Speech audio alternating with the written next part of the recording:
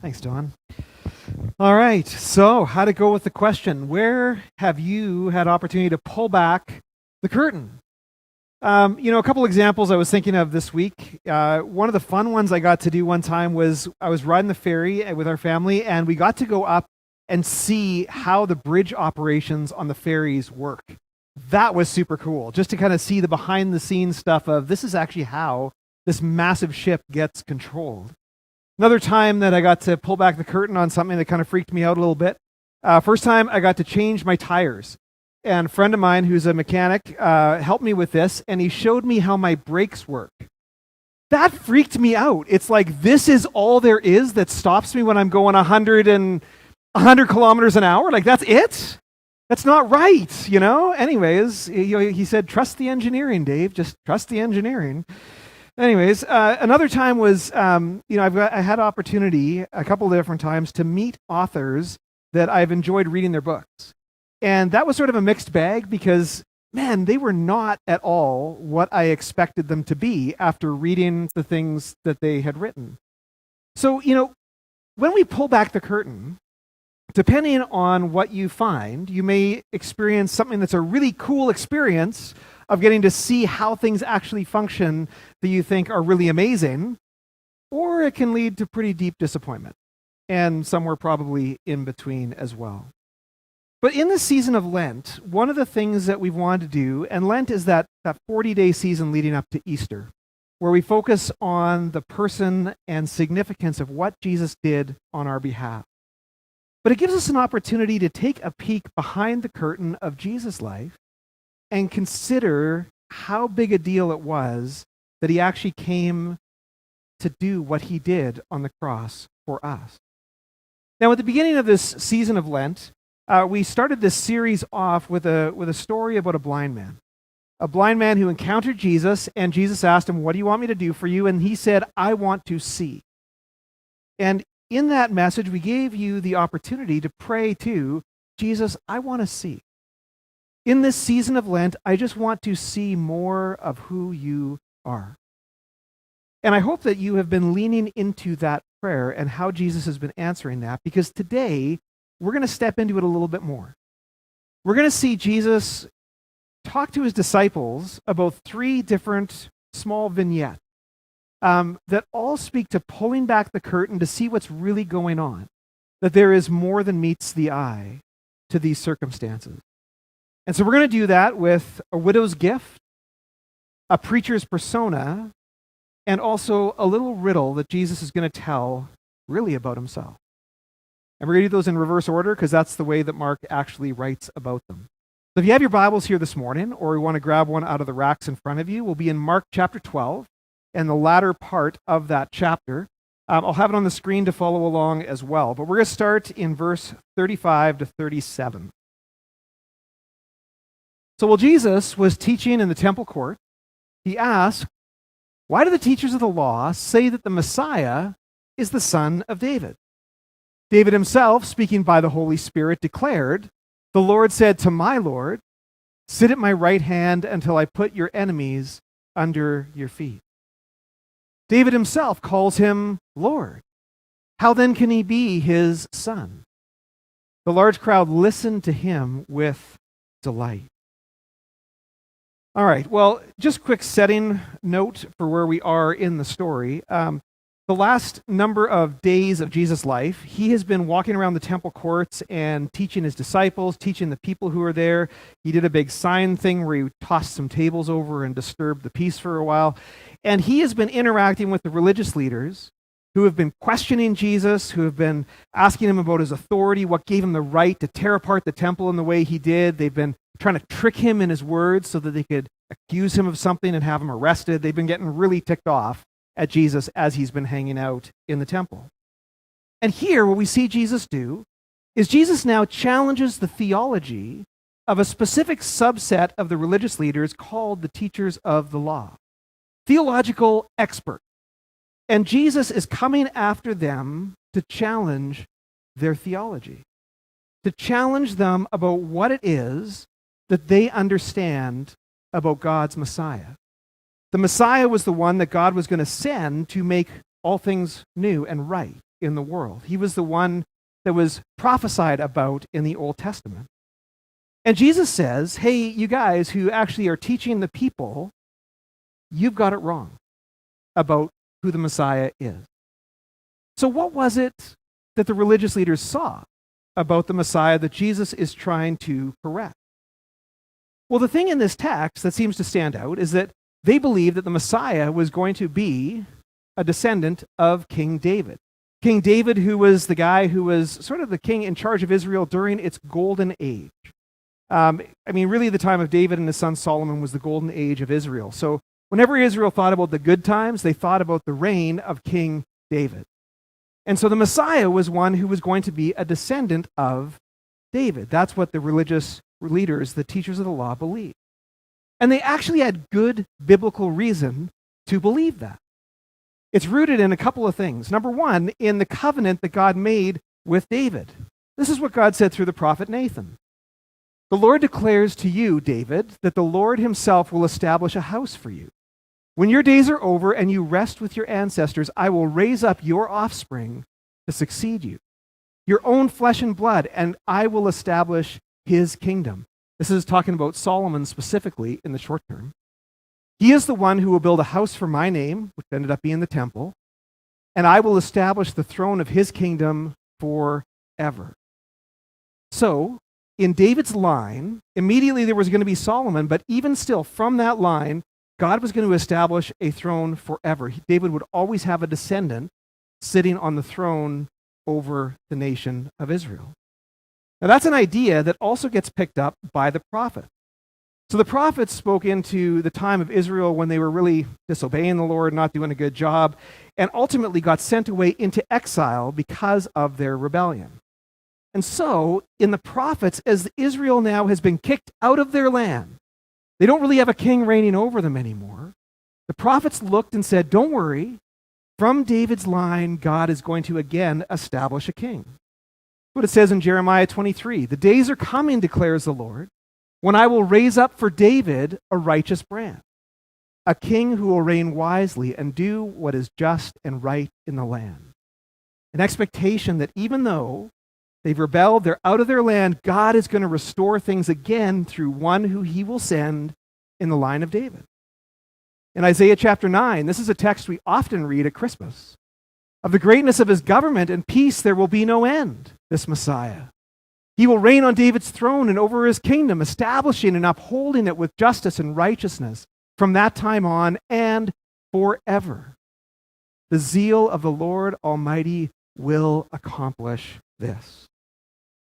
So through the covenant that God made with David, and then through the prophets, there's this clear biblical sense that the Messiah, God's sent one, was going to come through the line of David. And the expectation really was that he would be another king over the people of Israel like David was, and set up another golden age, delivering them from their enemies and having this incredible era of peace.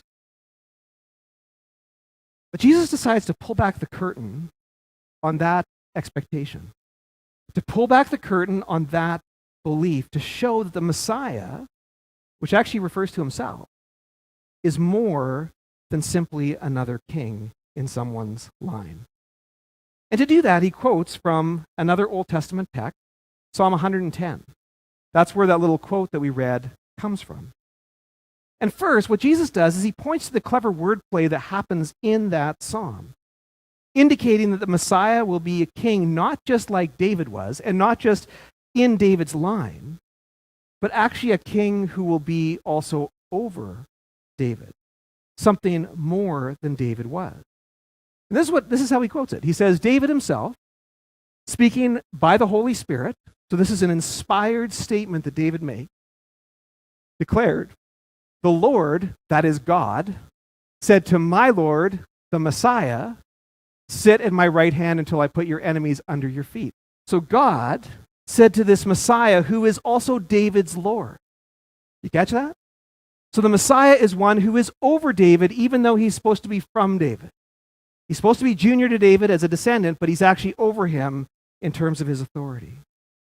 The Messiah ultimately would not just be king over Israel, like David was, but a greater king, and ultimately a king over everything.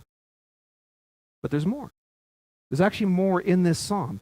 Ian talked about this a couple weeks ago. Whenever Jesus quotes us an Old Testament text, we do well to actually see the context of that text, because he's usually drawing from more than just the quote. And so if you go back to Psalm 110, there's another piece in there about who the Messiah was going to be. Not just as God's chosen king, but also as an eternal priest. Check this out, Psalm 110, verse 4. The Lord has sworn and will not change his mind. You are a priest forever in the order of Melchizedek. Melchizedek was an Old Testament priest who gets referred to in the book of Hebrews. So if you're really interested in Melchizedek, Google it and check him out. He's actually a pretty interesting guy. And Hebrews has some really interesting things to say about the priesthood of Melchizedek. But the inference is that there's going to be an eternal king who's also an eternal priest. That is who the Messiah is going to be. And a priest, really their role is to be an intermediary, right? An intermediary between people and God. So Jesus is going to come as this Messiah to be king, and also someone who reconciles people to God. He's not just another earthly ruler that's going to come and going to go. He's going to make some good decisions and some terrible decisions as a leader. That's not what he's going to be. He has an eternal kingdom, and he's an eternal priest reconciling people to God. There is more than meets the eye in terms of this messianic role than the people or the religious leaders could see. So, Jesus first pulls back the curtain on who the Messiah is. That's the first vignette. But now he's going to pull back the curtain in a way that's a little less comfortable. I mean, he's calling out the teachers of the law for their poor theology, but now it's going to get a little more personal. So let's carry on in Mark chapter 12, verse 38. As he taught, Jesus said, "Watch out for the teachers of the law. They like to walk around in flowing robes and be greeted with respect in the marketplaces, and have the most important seats in the synagogues and the places of honor at banquets. They devour widows' houses, and for a show make lengthy prayers. These men will be punished most severely." Now, the teachers of the law, when you think about what they were doing, they were actually like the influencers of their day, right? They had followers. They were impressive in their speech. They were well-dressed. They showed up at the right parties. They were seen with the right people. They were the ones who had a following and who influenced a lot of people around them. But Jesus warns his disciples about them.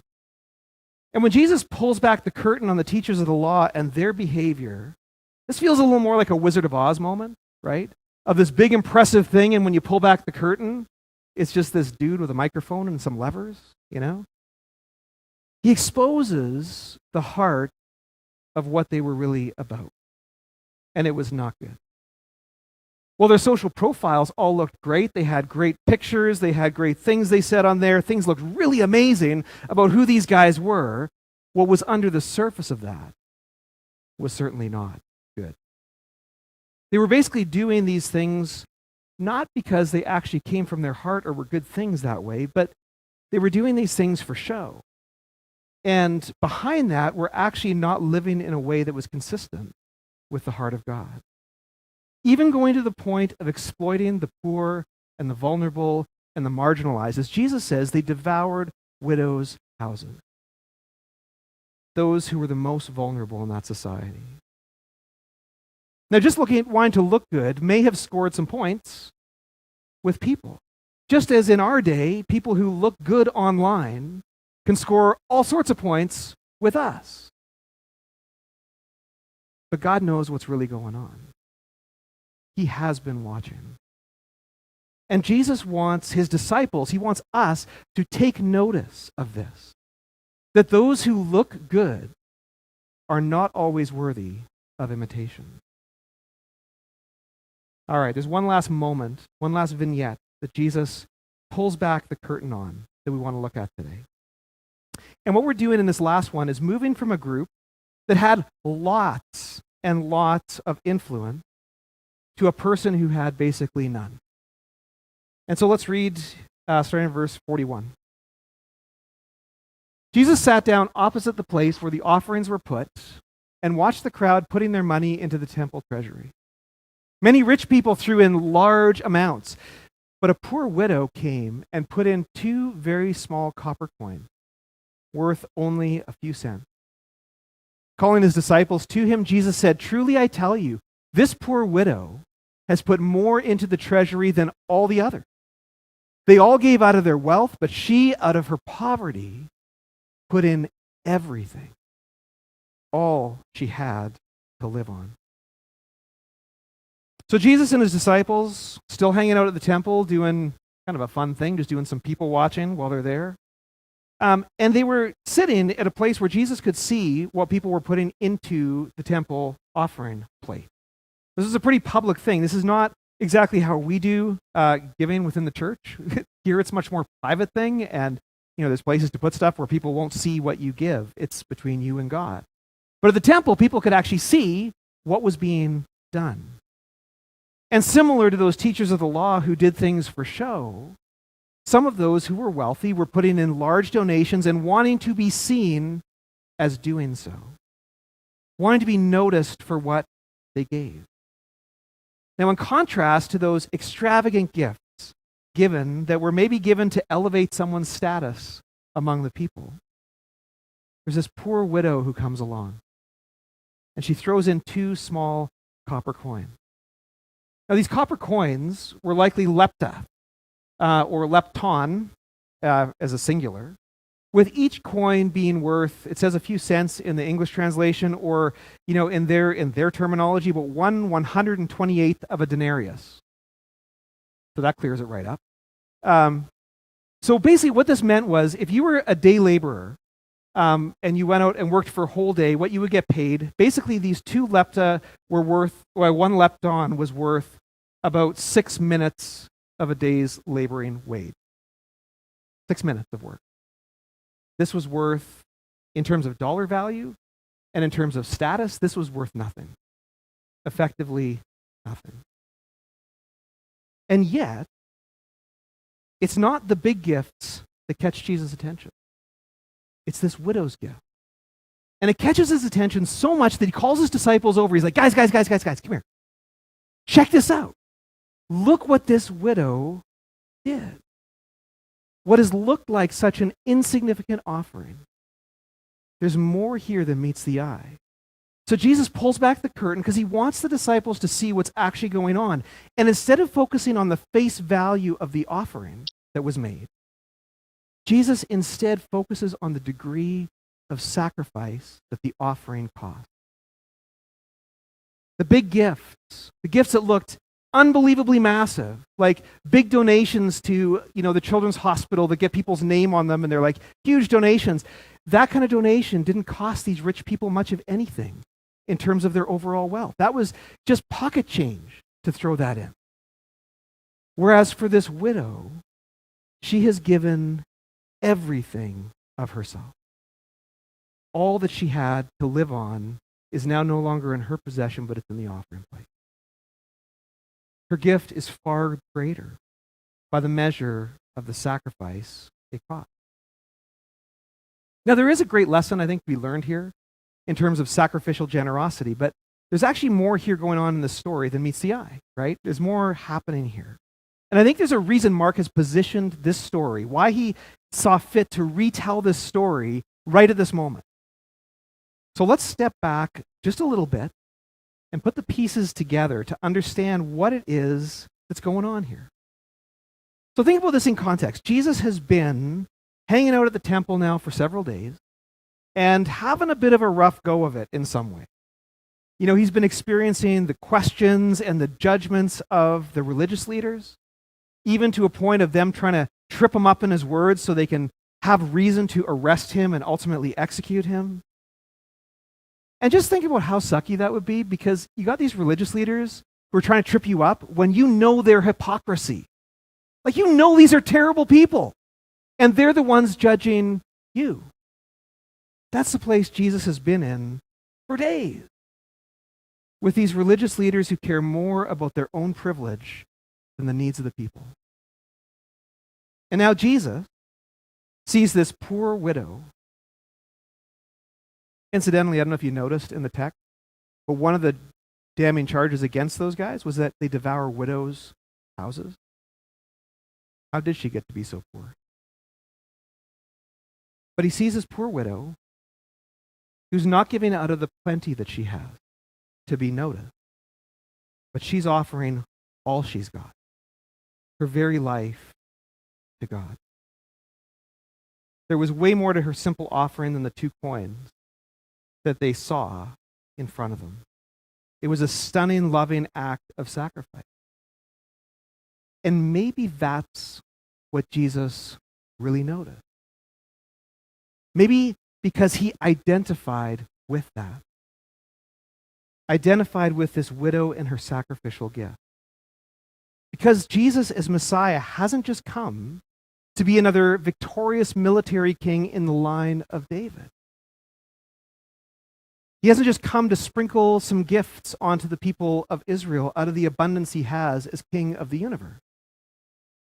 He has come to offer everything of himself in order to reconcile us to God. Jesus knows that in just a few days, the people who cried out just a few days before, "Hosanna, save us, blessed is he who comes in the name of the Lord," are going to be the same people that are going to turn around and cry out to the Roman governor, "Crucify him." Jesus is going to be betrayed. He's going to be put on trial with sort of a kangaroo court, falsely accused for things, ultimately convicted, beaten, and executed, not because of his own crimes, but because of ours. He is going to give his very life, all he has, as an offering on our behalf. Maybe that's why he looked at this widow's gift with such attention, because it represented the same kind of gift he was going to offer for us all. So what was it that Jesus wanted his disciples to learn in these 3 moments? As he pulled back the curtain and showed them what was behind, what was more than just what they saw. And what can we learn as we are also choosing to be followers of Jesus? Well, I want to frame it for you around 2 questions this morning. And the first is, how are you allowing Jesus to show you who he truly is? A big part of this was Jesus pulling back the curtain about himself, wanting the people to see this is what the Messiah actually came to do. You think it's this, but it's actually this. So how is it that we are allowing Jesus to show us who he truly is? Not just who we think he should be or who we expect him to be. Because I think for all of us, honestly, we, through picking up pieces from here and there and everywhere, we kind of make our own picture of what we think Jesus is. And my question is, are we willing to hold that picture with open hands and invite Jesus to shape it for himself? So we actually know who Jesus truly is, as opposed to the image that we've made him to be. How tightly do we hold our theology around that? Are we like the teachers of the law who just could not wrap their heads around Jesus actually opening up people's eyes to the Word of God? Or will we be humble with a posture of surrender and allow Jesus to form our sight? How do we guard our heart from getting entrenched in our theology? Instead, stay soft and open to the moving of God's Spirit in us. Because I think, honestly, Jesus is a lot more than either you or I can see. So how are we allowing him to show us who he truly is? Second question. And this one's a little more personal, so forgive me. If Jesus were to pull back the curtain on your life, what would it show? If Jesus were to pull back the curtain on my life, what would it show? This one for me is a little more personal and a little more connected to the text, because in some ways you could say I'm like a teacher of the law. I get to be seen and noticed up in front. I wear really nice clothes. Hey, come on now. But here's the thing. Jesus at one point called the religious leaders whitewashed tombs that looked really nice and polished and clean and beautiful on the outside, but were actually filled with death and ugliness on the inside. If Jesus was to pull back the curtain on my life, what would you see? If he was to pull back the curtain on yours, what would we see? And I don't say that as a big guilt-tripping thing. Because in the story of the widow, we see the possibility for beauty when Jesus pulls back the curtain. Would we see that we are a people who are increasingly becoming all in with Jesus? More formed by him, more displaying his character in us. I wonder, what would it look like for us to take another step to being all in with Jesus? What might he be asking of us to take a step closer to him so that our life aligns more and more with his? You know, when Jesus encountered people in his life and ministry, he actually had different things that he said to each one of them to kind of get them to align their lives more with who he was. There was a woman who was caught in the act of adultery. Don't get me started on how did that happen. But anyways, a woman caught in the act of adultery, and Jesus forgave her and then said, now go and sin no more. That's what I want for you, to go and leave this life of sin and actually walk in the ways of God. To a rich young ruler who came to him, he said, go, sell what you have and give it to the poor. To his apostles, he said, leave your day job, tax collecting, fishing, being a mercenary, fighting the government, whatever, and come and follow me instead in vocational ministry. To the Pharisee Nicodemus, he said, you know what? I want you to get over your assumptions of who I'm supposed to be and instead accept what I've actually come to do. What might he be asking of you? To all of us, as followers of Jesus, he says, if you want to follow me, take up your cross daily and follow me.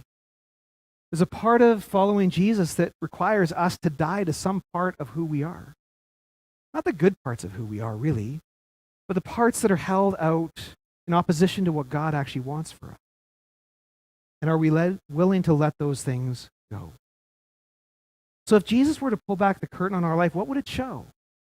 Would it show a life that is increasingly a life that represents and displays the character of Jesus, or are we going the other way? Now, the good news is that two things. Every single day, Jesus is inviting you to follow him. Wholeheartedly, sacrificially, there's always that sense of invitation from him.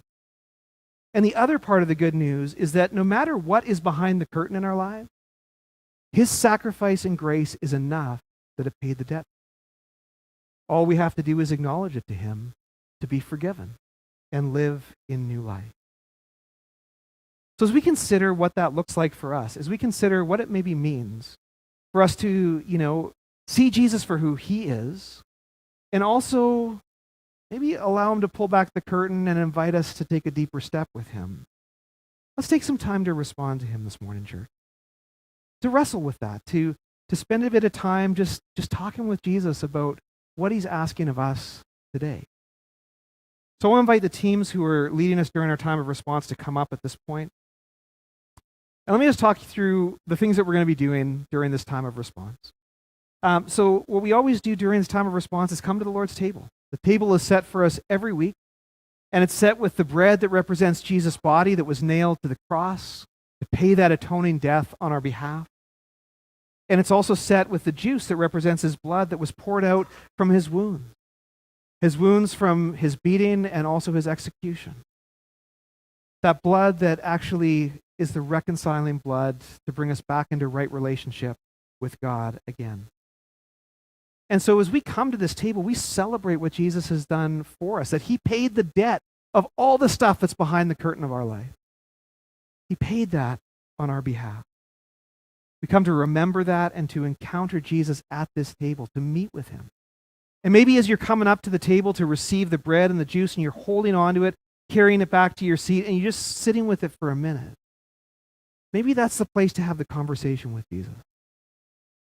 Jesus, you paid the debt of my sin. What is it you want to expose in me today that still needs to be confessed and forgiven?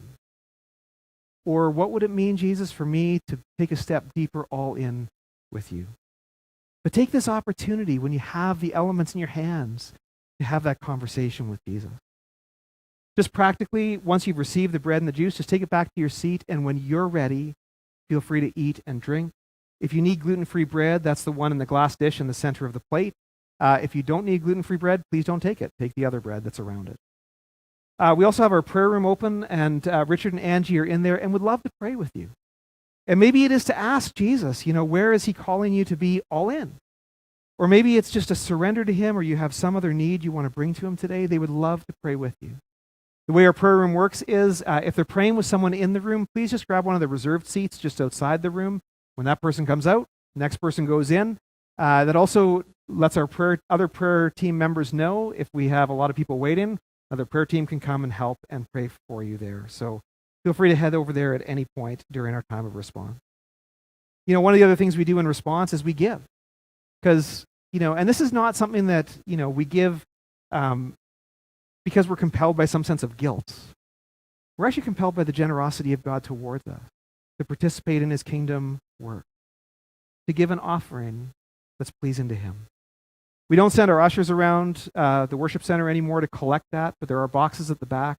And I just want to let you know, if you do give electronically, the way that actually is the greatest benefit to the church in terms of charges and stuff is actually e-transfer. I don't know if you know that, but there's no charge to the church when you e-transfer. There's also no charge to you, I don't think. So that works out really well, and you can still designate if you need to. But that's just a part of what we do, right, in response. And finally, the worship team will be leading us in some worship of our King.